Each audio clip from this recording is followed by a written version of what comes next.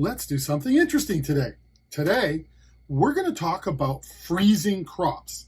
Now, in most cases, if your crops freeze, they're toast. They're done. You got to throw them away. You got to cut them down. You got to start over. But there are some exceptions.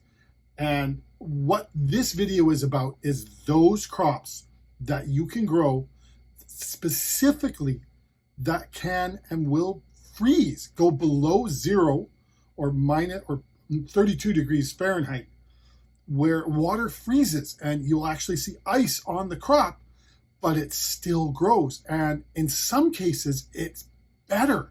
The final product is sweeter, tastier, and for gourmet circumstances, it's actually preferred in some specific things. So today, we're going to talk about freezing crops or produce.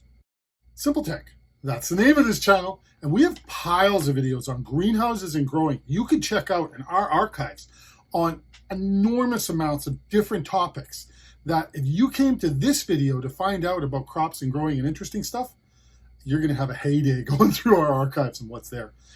If you get a chance, please hit the like button, because the like button helps me, but it also helps you, because the like button tells the YouTube algorithm what kind of videos you like. So YouTube then serves up more videos like this one on the right-hand side or on your homepage, so you can see more stuff from not just me, but other creators like me on similar topics.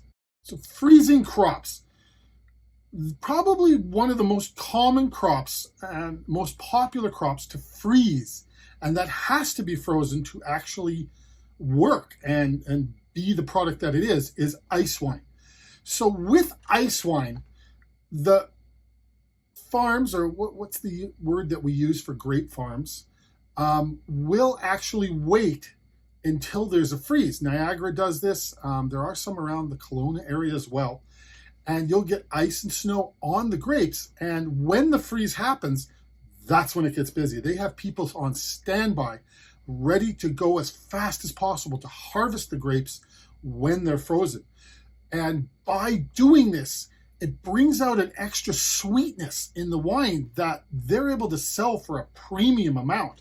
If you go into your liquor store and try and purchase ice wine, it doesn't sell for the same price as regular wine. It's a specialty dessert wine that has a large following and has a very unique flavor that's extremely distinct from almost any other kind or type of wine that you'll have. So ice wine and freezing grapes is the first example of freezing a crop. Next, we're going to get into crops that you can actually freeze in a greenhouse. When talking about a greenhouse that freezes on the inside, we're not generally talking about greenhouses that go down to the outside temperature. I mean, if you're in an area that gets minus 30 and your greenhouse is going to minus 30, there's not much for crops we can really help you with here. But if you're looking at a Chinese-style greenhouse or a passive solar greenhouse, where you're not really adding any heat, but you've got it properly insulated with an insulated north wall, you can get down to 0, -1, -2 Celsius, or 32 degrees or 30 degrees Fahrenheit, and still have some crops that thrive in these kind of temperatures. Now, one of the most common and popular crops that does this is spinach or kale. And you can actually get some frost on your spinach or kale at night in your greenhouse if you're, let's say, minus 30 degrees outside and you're a passive solar greenhouse, and it heats up in your greenhouse during the day to 20 degrees Celsius. The spinach will still grow. Now, it grows at a slower rate when it's frozen, but it's sweeter. And anybody that's had spinach that's grown in this kind of circumstance will tell you they prefer the winter crop. So it takes a little longer to do the winter crop with spinach and kale, but you end up with a product that is much nicer. Another plant that's common with freezing is rhubarb. Now, rhubarb can't handle severe freezing, but if it's just below freezing, rhubarb will actually continue to grow, and it will tell you if it gets bad. You'll get some black marks on the rhubarb if it's gone too cold. But by teasing the rhubarb with temperatures that are right around or just below freezing, And then the beauty of a greenhouse is you can bring it up to 20 degrees or more during the day because a greenhouse will capture the heat of the sun. You're going to get a little bit sweeter rhubarb out of it. The one thing about freezing that we got to remember is that in a lot of plants, for some reason, it adds sugar or does something to the sugar to make them taste better. So rhubarb is naturally a sweet plant, but if you want to enhance that sweetness, you want rhubarb that's gone through a little bit of a teasing freeze. Did your mom ever force you to eat your Brussels sprouts? I'm willing to bet your mom didn't have a passive solar greenhouse and teased those Brussels sprouts with freezing temperatures to get their sugar levels up. Brussels sprouts naturally grown in a garden taste better than anything you're going to get out of the grocery store. But if you want to level up and really get your kids to eat their best Brussels sprouts, you've got to use a passive solar or Chinese style greenhouse and grow the Brussels sprouts in the winter season where they're going just below freezing and then up to 20 or 25 degrees Celsius during the day from the sun, heated up in the greenhouse so that they actually can still grow. Once again, it's going to take a little longer to grow them, but this freezing process is going to do something to the sugars that's going to give you a flavor that you can't buy anywhere else.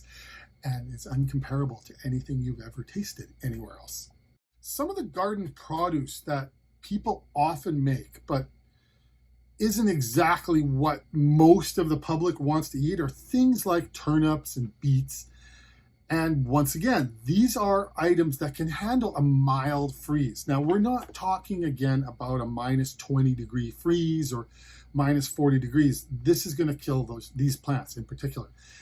But when we're hanging around just the freezing mark, where we're going around 0 Celsius, 32 Fahrenheit, or just below, a couple of degrees below that, this is how we tease the sugars. This is how you play with the sugars. And you're going to get a product that you can't compare or buy anywhere else. It's a natural sugar that does something to the flavor that makes it fantastic.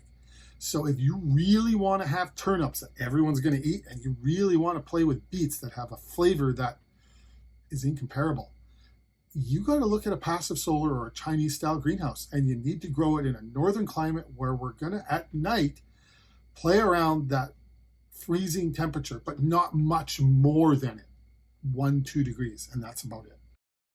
Carrots are another plant that actually does really well with freezing temperatures. It makes them sweeter. Of course, this has been a recurring theme in everything we've talked about. When you freeze a plant just a little bit, not a lot, certain plants, now there's only certain plants that this works with, you get a better flavor out of it. Now, this takes time and effort. It takes longer to do it, but the baby carrots that come out from a mild freeze are something special. I'm curious to know in the comments below if you've ever done anything like this. And what's beautiful about a passive solar greenhouse is if you're doing this outside, you're probably not getting up during the day to much over 5, 6, 7 degrees Celsius. But if you do it with a greenhouse and you go down to the freeze, even though it's only 5, 6 degrees Celsius outside, during the day, it's going to get up to 20, 25 degrees Celsius in that greenhouse. Well, as soon as you get back up to the plus 20 degrees Celsius areas, the plants start to grow, and they grow a lot faster. Now, you're not going to get the same kind of growth as if you had nighttime temperatures of plus 10 degrees Celsius, but you are going to get growth better than if it was outside at 5 degrees Celsius. Growth works on a chart that's linked to outside temperature and sunlight, of course.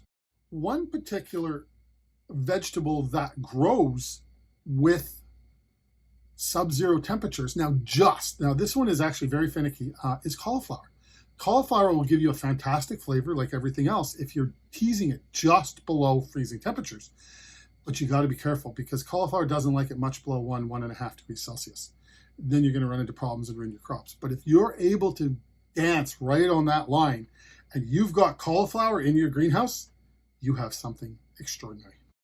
Two of the last plants I'm going to talk about that work with this freezing trick where it's just below freezing to increase the sugars and make them taste better are parsley and celery, believe it or not. And you wouldn't think that these are the type of vegetables that could handle this based upon how they grow and what they look. but they do. Now, they are, once again, not super, super hardy. If you're getting into -10 situations, you're going to kill these plants.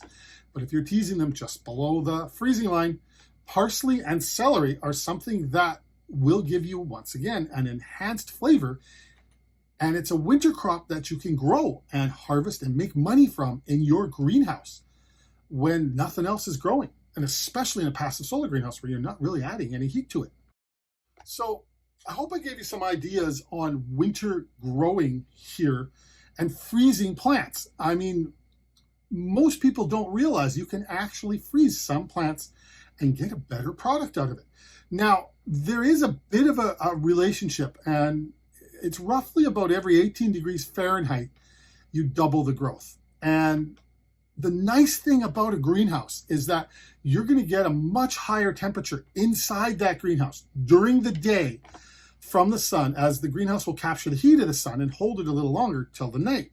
So this is allowing you to get a little better growth out of your plants that you're designing to grow in the winter that they wouldn't get necessarily outside. They may get a little bit of growth, but you're going to get several times more the growth using a greenhouse to tease these plants around the freezing temperature and play with the sugars in them. I mean, you don't have to do anything other than just play with the temperatures on this. But it's at a time of year when, if you're not adding heat to your greenhouse, but you have a passive solar greenhouse, you can grow something, and you can grow something profitable when everybody else has shut down their greenhouse. That's it for today. Hope to see you in the next video.